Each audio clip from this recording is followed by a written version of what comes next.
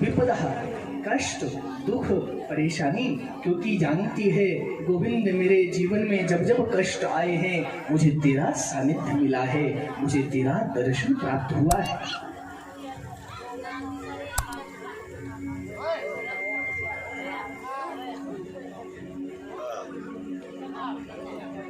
आज माँ कुंती कहती है मेरी ये बुद्धि इन पांडवों में ज्यादा है, हसनापुर वासियों में ज्यादा है। हे केशव, मेरी इस बुद्धि की डोर को दुनिया से काट करके अपने चरणों में बांध लो, अपने चरणों से लपेट दो। मैं आपके चरणों में रहना चाहती हूँ। केशव ने समझा, कन्हैया समझे अभी कुछ थोड़ा सा संकट आया है पांडवों पर, थोड़े समय और रुक जाओ। कन्हैया रुक जाते हैं। रात्रि के समय में युधिष्ठिर जी को समझा रहे हैं, युधिष्ठिर जी आप चिंता में क्यों हो, आप शोक क्यों करते हो? तुम्हें ये लगता है कि तुम्हारे 100 के 100 कौरव जो भाई थे वो समाप्त हो गए? ये सब बंद है क्या? ये सब बंद है?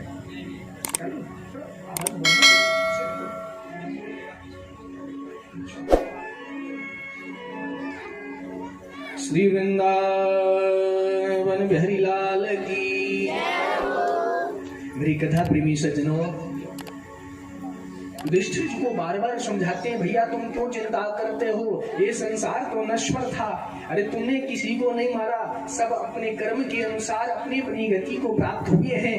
कर्मणः जायते जन्तु कर्मणैव विलीयते। लोगों को अपने अपने कर्म के अनुसार सुख और दुख भोगना पड़ता है, सुख और कष्ट मिलता है। जिन लोगों की मृत्यु हुई है वो उनका प्रारब्ध था, लेकिन युधिष्ठिर जी की बात समझ में नहीं आती। कन्हैया ने विचार किया इन्हें किसी बड़े व्यक्ति के पास ले जाएं, क्योंकि ये मुझे अपना छोटा भाई समझते हैं, लघु भ्राता मानते हैं, इसलिए मेरी बात को ये ठीक से समझ नहीं पा रहे।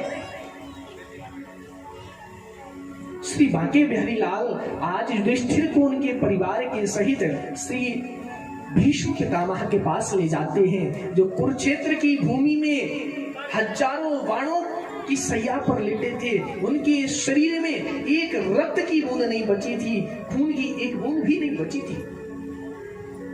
जैसे ही उन्होंने भीष्म पितामह के पास उस जगह में प्रवेश किया, उस एरिया में प्रवेश किया, भीष्म पितामह ने देखा कि केशव आए हैं, हाथ जोड़ करके मानसिक रूप से प्रणाम किया।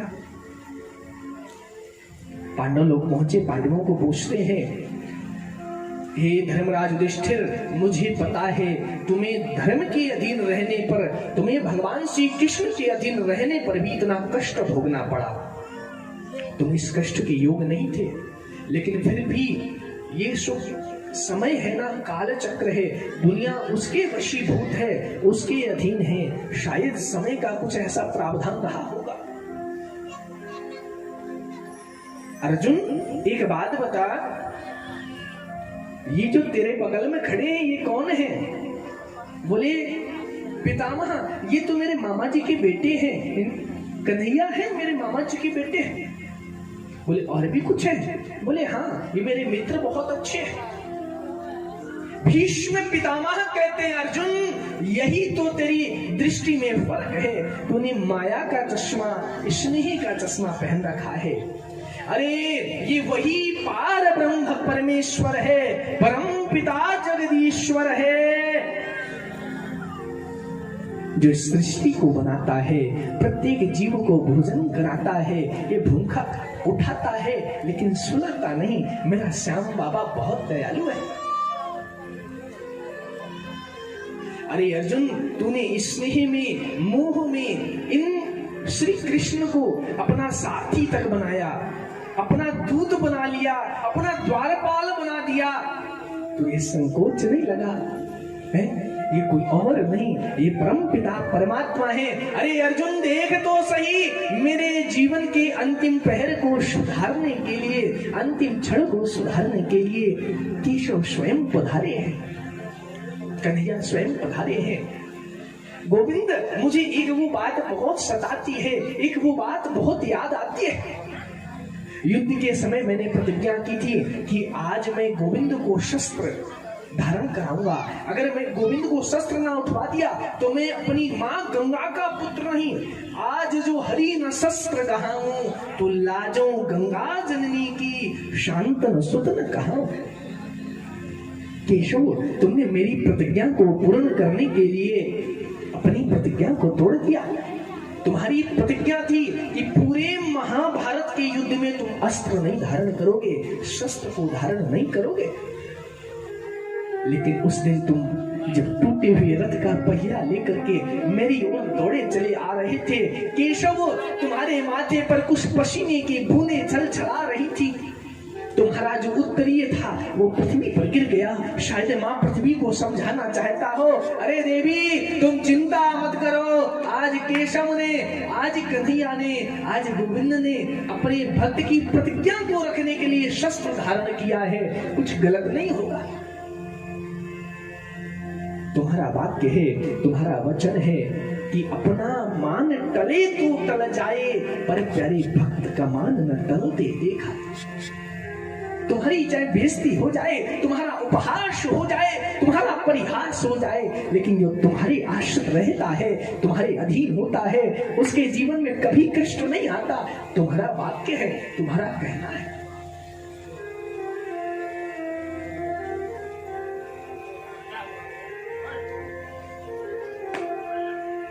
गोविंद, जब मैं उस पल को याद करता हूँ मेरे मन में एक बात सताती है, मैंने तुम्हारे मन को तकलीफ पहुंचाई, मुझे माफ करना। मैं बार बार प्रणाम करता हूँ। अच्युत, उस दिन आपने मेरा वध क्यों नहीं कर दिया? कर देना था ना।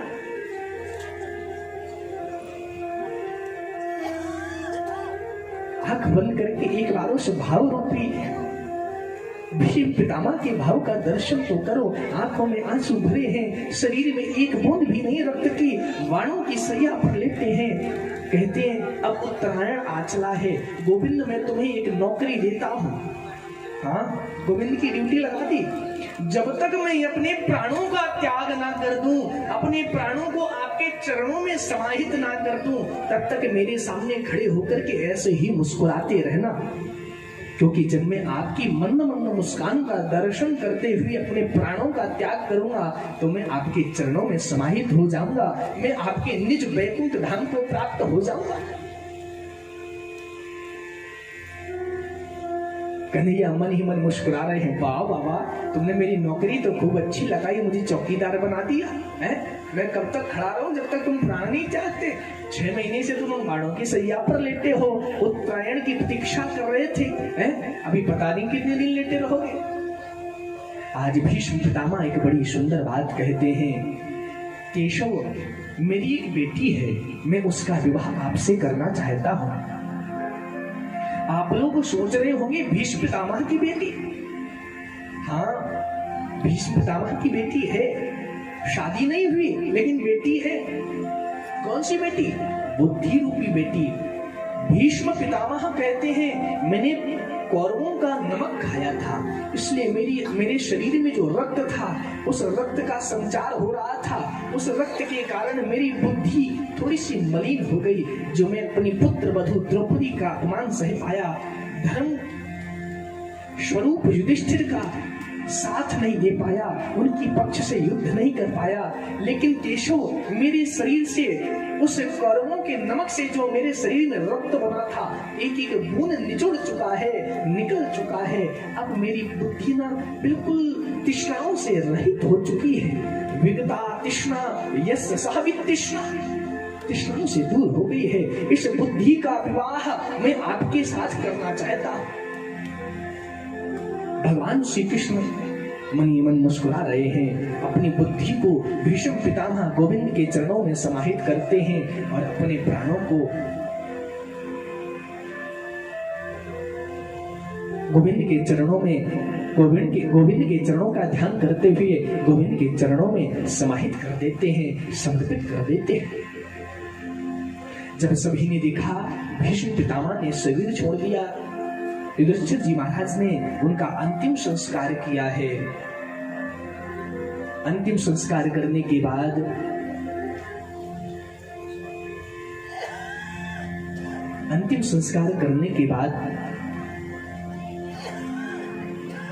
सभी लोग थोड़ी देर मौन रहते हैं।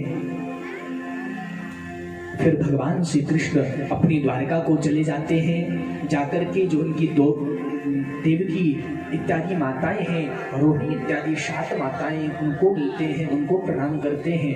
अपने साथ जाते समय अर्जुन को और ले गए थे। धीरे धीरे भैया समय व्यतीत होने लगता है। इधर क्या होता है, राजा परीक्षित का जन्म हो जाता है। आज समय कम है, हमने लाला का जन्मोत्सव मनवाना है। खूब अभी खुशी से नाचेंगे, गाएंगे, उत्सव मनाएंगे। हमारे कन्हैया का जन्मोत्सव है। हमारे पंडित जी ने, विष्णु शास्त्री जी ये आए हैं हिसार के पास से, भट्टू के पास। इनके पास बहुत एक दिव्य मंदिर है, सिद्ध धाम है बनावली में, पंचमुखी हनुमान मंदिर है। वहां इनके पिताजी सेवा करते हैं, हनुमान जी महाराज की। ये प्रायः कथाओं में जाकर के इसी प्रकार अपना सहयोग देते हैं, ऐसे सेवा करते हैं।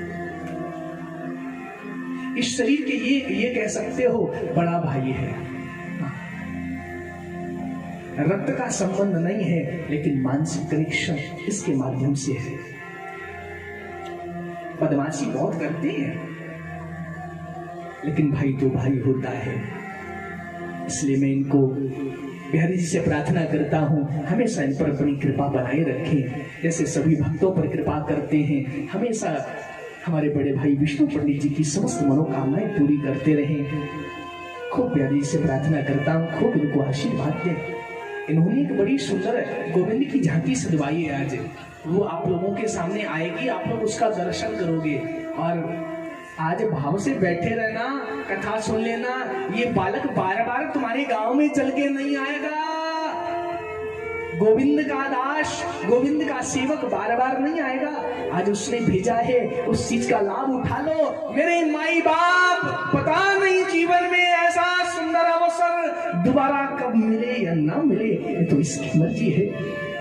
इतनी अवस्थाएं हो गई, अभी तक अवसर नहीं मिला। गांव में भागवत जी की कथा नहीं हुई। आज स्वयं भागवत की भागीरथी गंगा प्रकट हो गई है। अब घर में मत बैठे रहना, आकर के पांडाल में गोता लगा लेना। आज आप लोगों को देख करके मेरे मन में बहुत खुशी हो रही है। चलो कुछ तो समझ में आया, सभी को ना सी, कुछ लोगों को तो समझ में आया कि नहीं भैया गांव में भागवत जी की कथा हो रही है, घर पे बैठने से अच्छा है चलो पांडाल में बैठे, कुछ ज्ञान की चर्चा को सुने, सत्संग को सुने।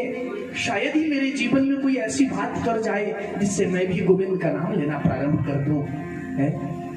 कोई व्यक्ति पागल नहीं है जो इसके नाम से, इसका पागल बन के, इसके नाम के मंगलसूत्र को धारण करके, कंठी को धारण करके इसके लिए जीवन को समर्पित कर दे।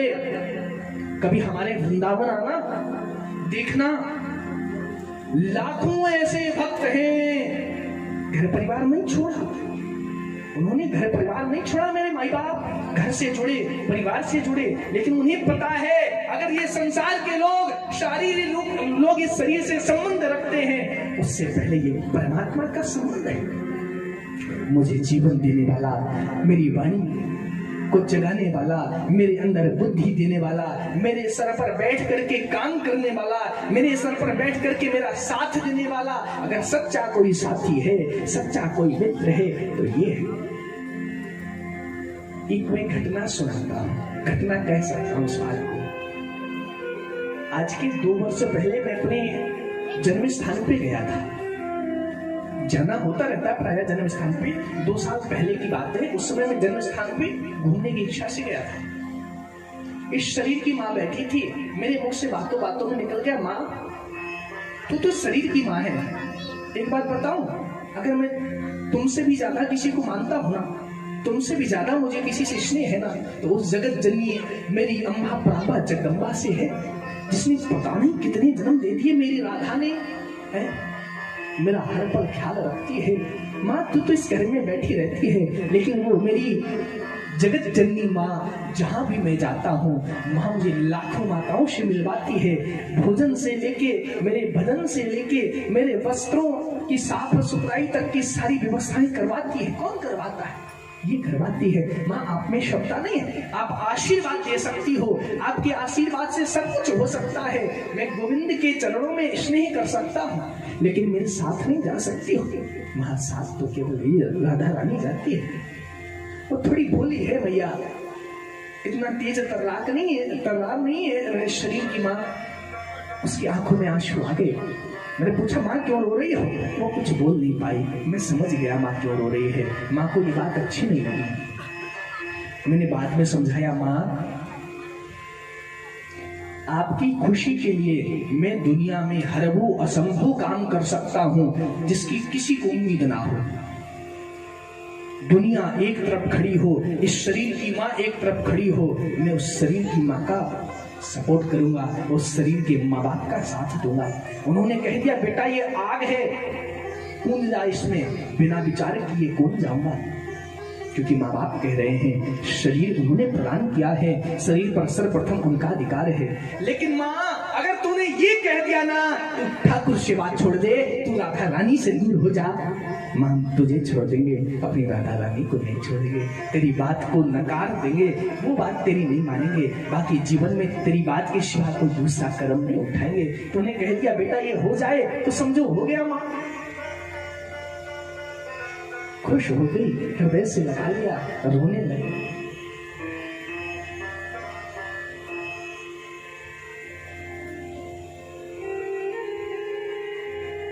बोले वृंदावन बिहारी लाल की।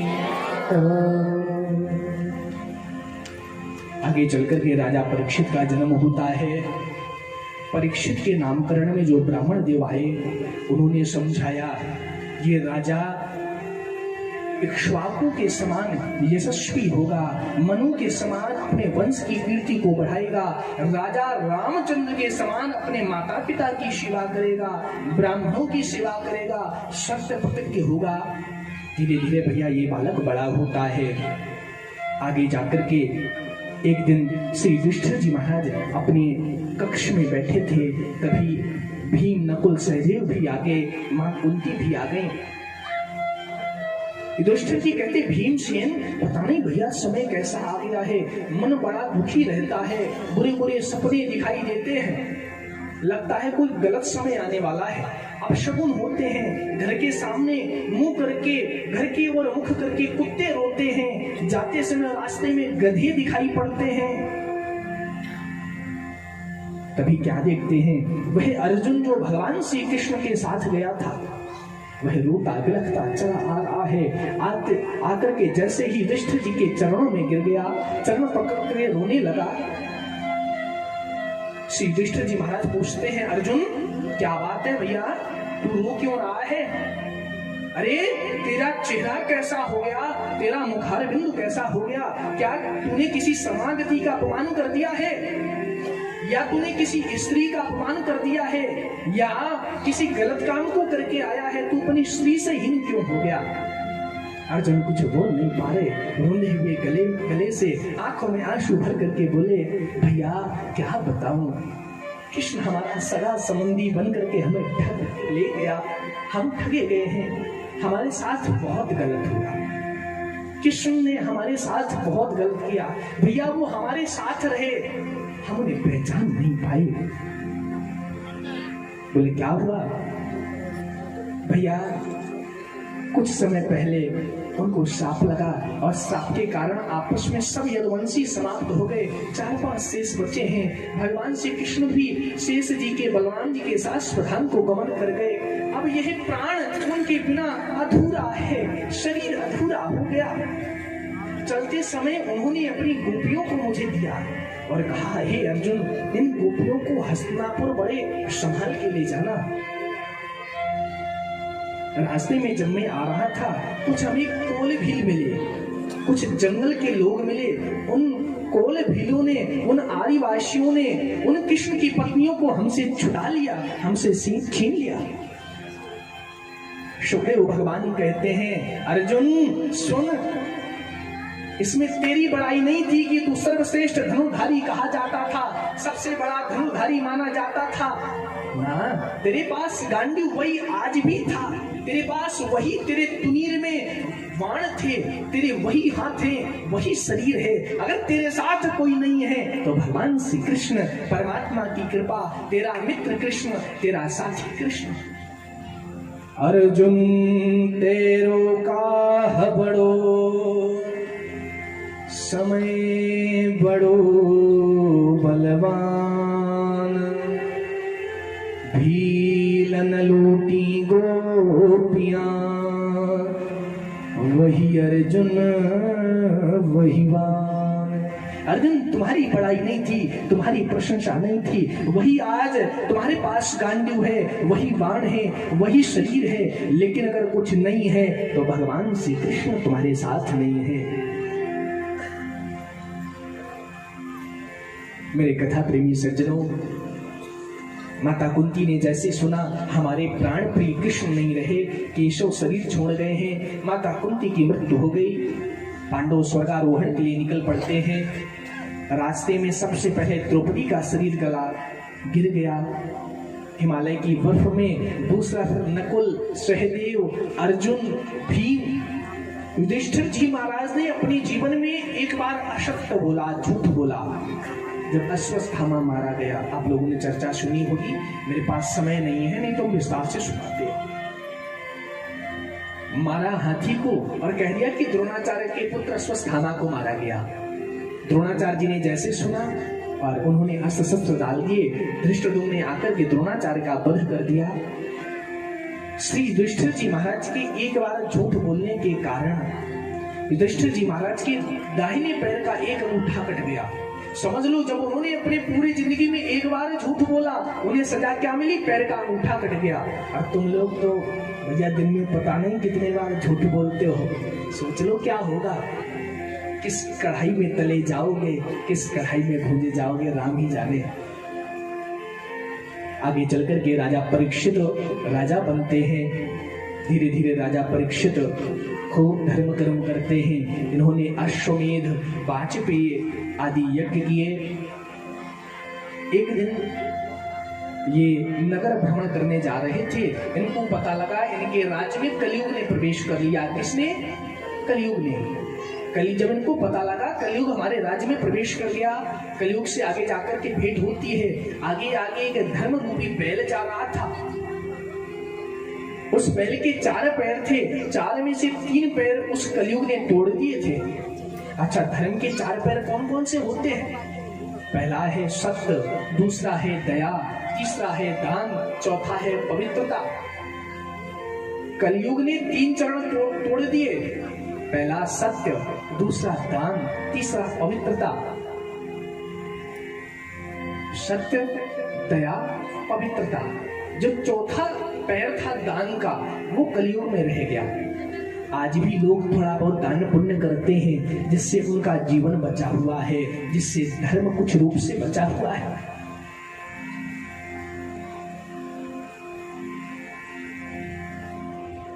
कलयुग को उचित दंड देते हैं और कलयुग को 4 स्थानों में जगह दे देते हैं। अभ्यर्थितानं हि द्युतस्य, यानी कि एक तो जुए में दिया, मदिरा पान में दिया, परस्त्री गमन में दिया, चोरी में दे दिया। 5वां स्थान कलयुग के बार-बार प्रार्थना करने पर उसको सोने में दे देते हैं। किसी संत ने पूछा, भैया तुम कहते हो सोने में कलयुग का वास है, लेकिन भगवान श्री कृष्ण गीता में कहते हैं धातु नाम अश्मि कांचनम, अरे धातुओं में सोना मैं हूं। तो संतों ने बड़ी सुंदर बात कही, भैया जो सोना गलत तरीके से लाया जाए, चोरी करके, लूट करके, छीन करके, उसमें तो कलयुग का वास होता है, लेकिन जो मेहनत करके कमाया जाए, मेहनत के द्वारा बनाया जाए, उसमें भगवान श्री कृष्ण का वास होता है। बोले वृंदावन बिहारी लाल की। राजा परीक्षित एक दिन शिकार खेलने जाते हैं। शिकार खेल करके जब वापस आ रहे थे, बहुत भूख प्यास से व्याकुल हो गए। एक संत की कुटिया पर जाते हैं, बार-बार कहते, कोई है क्या? भैया मुझे प्यास लगी है, कोई मुझे जल पिलाएगा? लेकिन वहां कोई नहीं था। संत भगवान हाथ में माला झोली लेकर के गोविंद के नाम को जप रहे थे, भगवान का भजन कर रहे थे। कलयुग के सर पर, मस्तक पर वह कलिकाल, परीक्षित के सर पर कलिकाल कलयुग प्रवेश कर चुका था। कलयुग परीक्षित समझे ये पाखंडी है। पास में एक मरा हुआ सर्प पड़ा था, अपने बाण से उठाया, उन संत भगवान के गले में लपेट दिया। जब उनके पुत्र श्रृंगी को पता लगा, आज देखो एक ब्राह्मण में क्षमता क्या होती है, ब्राह्मण में ताकत क्या होती है, वह संत बताते हैं। उनका जो पुत्र है बहुत छोटी सी अवस्था है, कुछ 14-15 वर्ष का रहा होगा। जल में खड़ा हो जाता है, हाथ में जल लेता है, मां भगवती सरस्वती का आवाहन करता है और बाक रूपी वज्र छोड़ देता है, श्राप दे देता है। ए राजा परीक्षित, तू राज्य को पा करके तेरे अंदर मद आ गया है, अभिमान हो गया है। ए कुलंगार, तुझे नहीं पता तेरे राज्य का पालन पोषण अगर हो रहा है तो केवल आज इन संतों के कारण ये राज्य अगर जीवित है, ये राज्य अगर केवल चल रहा है तो संतों की बदौलत, यज्ञों की बदौलत, भगवान के उपासकों की बदौलत। तूने मेरे पिता का अपमान किया है, जा दुष्ट, जा कुलंगार, मैं तुझे श्राप देता हूं। इतलंघित मर्यादम तक्षकः सप्तमे हनि। आज के ठीक 7वें दिन तक्षक नाम का सांप आएगा, वो तुम्हें डसेगा, उससे तुम्हारी मृत्यु हो जाएगी, तुम मर जाओगे। परीक्षित को पता लगा, वो जाकर के माँ भगवती भागीरथी गंगा की गोद में बैठ जाते हैं, समस्त भोग वासनाओं का परित्याग कर देते हैं। वहां पर श्री सुखदेव गोस्वामी पहुंचे, राजा परीक्षित को साप्ताहिक भागवत कथा सुनाना प्रारंभ किया। परीक्षित ने प्रश्न किया, श्रीमद् भागवत कथा को सुनने की पद्धति क्या है? गुरुदेव, जिस व्यक्ति को 7 दिन में मरना हो वो क्या करे? 7 दिन में किसने किसने मरना है? कोई मरेगा 7 दिन में? कोई नाम नहीं लेता, 7 दिन में कोई नहीं मरेगा। अच्छा, लेकिन याद रखना, मरना सभी ने 7 दिनों में ही है। दुनिया में 7 के ऊपर दिन ही नहीं बने हैं। कौन कौन से 7 दिन हैं? सुनो, रवि, सोम, मंगल, बुध, गुरु, शुक्र और शनि, यही है ना? आप लोग तो समझदार हैं, जानते हैं, यही 7 दिन है। इन्हीं में आपने जाना है, इन्हीं में मैंने जाना है, इन्हीं में इन विद्वानों ने जाना है। संगीत के मर्मज्ञ लोग बैठे हैं, पंडित जी लोग भी इन्हीं में जाएंगे, स्पेशल दिन नहीं आएंगे। इन्हीं 7 दिनों को मंगलमय बना लो, पवित्र बना लो, पावन बना लो, जो परवाह ही ना रहे कि भैया मुझे कब जाना पड़ेगा, कोई दिक्कत नहीं। भैया, परीक्षा के पहले वह विद्यार्थी घबराता है जिसकी तैयारी नहीं होती, और जिस व्यक्ति की तैयारी होती है, जिस बालक ने मेहनत की होती है, परिश्रम किया होता है, अध्ययन किया होता है, वो तो बड़े निडर होकर के सिंहों की भांति जाता है, जाकर के बैठ जाता है और परीक्षा देना प्रारंभ कर देता है। उसे पता है उसने अपने जीवन में मेहनत की है, परिश्रम किया है। इंतजार मत करो कि जब मृत्यु आ जाएगी, जब ट्रेन आ जाएगी, जब गाड़ी आ जाएगी तभी झोला पैक करें ना। झोला पैक करके रखो, बैग सजा लो। अरे आज आ जाए तो स्वागत है, कल आ जाए तो स्वागत है, जब मर्जी आ जाए तो स्वागत है। डर निकल जाएगा, मृत्यु का भय दूर हो जाएगा अगर आप भगवान से जुड़ जाओगे, इसकी मंगलमयी कथा से जुड़ जाओगे। राजा परीक्षित को समझाते हैं, सबसे पहले आसन को जीतो, फिर श्वास को जीतो प्राणायाम के द्वारा। यम, नियम, आसन, प्राणायाम, प्रत्याहार, ध्यान, धारणा और समाधि, ये अष्टांग योग हैं। इनका बड़ा सुंदर संक्षेप और विस्तार में वर्णन करते हैं। आगे चलकर के कपिलोपाख्यान सुनाते हैं, सांख्य शास्त्र का ज्ञान सुनाते हैं। समय का थोड़ा सा अभाव है, नहीं तो मेरा मन बहुत विस्तार से कथा सुनाने का था। आप लोग सुन के नहीं राजी थे, आज आए हो, आज सुन रहे हो। अभी तक तो हल्ले गुल्ला होता रहता था, आप लोग सुनते नहीं थे मन से। आज हमें आनंद मिला है। बोलिए वृंदावन में हरिलाल की। बंधुओं, जब सृष्टि विस्तार हो रही थी, भगवान श्रीमन नारायण ने अपने शरीर से ब्रह्मा की उत्पत्ति की। ब्रह्मा विचार करने लगे, मेरे 4 मुख हैं, मैं कौन हूँ, कहाँ से आया हूँ। उनको 2 अक्षर सुनाई पड़े, ता और पा। ताप मतलब तपस्या करो। ब्रह्मा ने 10,000 वर्ष तपस्या की, फिर सृष्टि विस्तार करना प्रारंभ किया। जिसमें ऐसे ऐसे संत मरीचि, अत्रि, अंगिरा, पुलस्त्य, पुलह, क्रतु, भृगु, वशिष्ठ इत्यादि संतों को प्रकट किया। सनक, संतन, सनत कुमार, सनातन इनको प्रकट किया। भगवान रुद्र को प्रकट किया, लेकिन सृष्टि विस्तार में सहायता नहीं मिली, मदद नहीं मिली। उनके शरीर के दो भाग हो जाते हैं। बाएं भाग से एक स्त्री प्रकट होती है, दाहिने भाग से एक पुरुष प्रकट होता है। जो स्त्री है उसका नाम हुआ शतरूपा, जो पुरुष है उनका नाम हुआ स्वयंभू मनु। लोग कह देते ना मनुवादी लोग हो, वहां से सृष्टि विस्तार हुआ है, इसलिए मनुवादी लोग कहे जाते हैं। इनके द्वारा सृष्टि विस्तार होता है। इनके दो पुत्र हुए, उत्तानपाद और प्रियव्रत। 3 बेटियां हुई, आकुति, देवहूति, प्रसूति। बातें ना करिए मेरी माँ, बोलो राधे राधे। रोटी खा के नाने आई हो? रोटी नहीं मिली? रोटी नहीं मिली क्या घर पे? बोलो राधे राधे राधे राधे। मेरे दादा लोग कैसे कमजोर पड़ रहे हैं आज?